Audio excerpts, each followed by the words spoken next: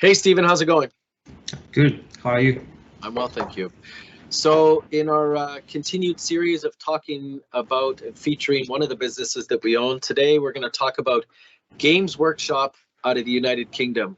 Can you give us a little background story on how you found them, maybe some history about the company, and what piqued your interest to start off?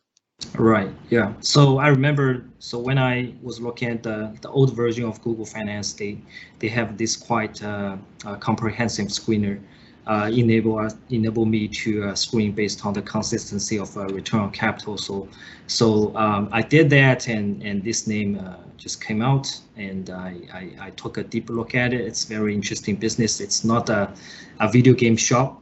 As the name may imply, but instead it's a developer of a fantasy game. It's called Warhammer. It's quite an aged game, but a lot of people still playing. And they have a very strong IP. And it turned out that interestingly, fans are quite loyal to this game. So it's quite a high quality business in my view. So I think in North America, anyways, I think we, at least my generation in the age 40s, we know Dungeons and Dragons, which I think has sort of some similar attributes as Warhammer or Age of Sigma. They're tabletop games. They've got figurines.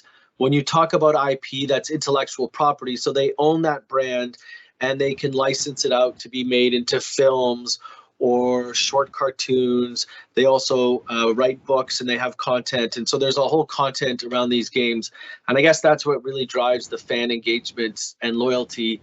I mean, some people, when they talk about Games Workshop, they talk about the fanatical and sort of obsessiveness of the fan base. Do you have any thoughts on that? Yeah, that's some interesting quotes. So there's some offline stores, so they can sell Game Workshop's product or Hammer's product. So they're saying if the store manager left for lunch, there will be a long queue outside of the store. They will be waiting there for hours. And also they're saying so those fans will spend their last dime on this game. So it reflects how loyal those fan base are. Yes. Yeah. Right. So can you talk a little bit about, so we have a franchise, we obviously the company has a competitive advantage in terms of the IP and the fact that they've created something, so this is difficult to replicate. Can you talk a little bit more about how they hit the various criteria that we look for the type of business we want to own at Hillside? Right, I can talk about one criteria. Maybe you can add to that in terms of other factors. So one criteria we have, which is probably the most important one, is return on capital, right? So in their annual report, every year they say they would like to achieve high return on capital employed, right? So for us, then the natural question is how high is high? So we ask them the question, right? So we email the question to them, and they say they would like to achieve 100%. Right. So what does that mean is whenever they invest in new project, they expand their store network, they introduce new products, they have that 1% return on capital on the top of their mind. 100%. Right? Yeah. Well, 100%. So if they cannot achieve that, they would like to, they are going to return the retained capital to us as dividend. Right. So that metrics is quite appealing in our view, and as you mentioned, they develop this license business. They charge royalty. So basically, the capital is almost minimal to earn that revenue, right? Yeah. So that's one of the important factors, and that you might want to add to that. I mean, so they have no debt. As Stephen alluded to, they return most of the capital to shareholders in the form of dividends. They're not big believers, or we haven't seen a strong history of buybacks, which is fine. As Canadian investors, something that's kind of interesting is that dividends received by UK companies aren't subject to foreign withholding taxes, so we like that.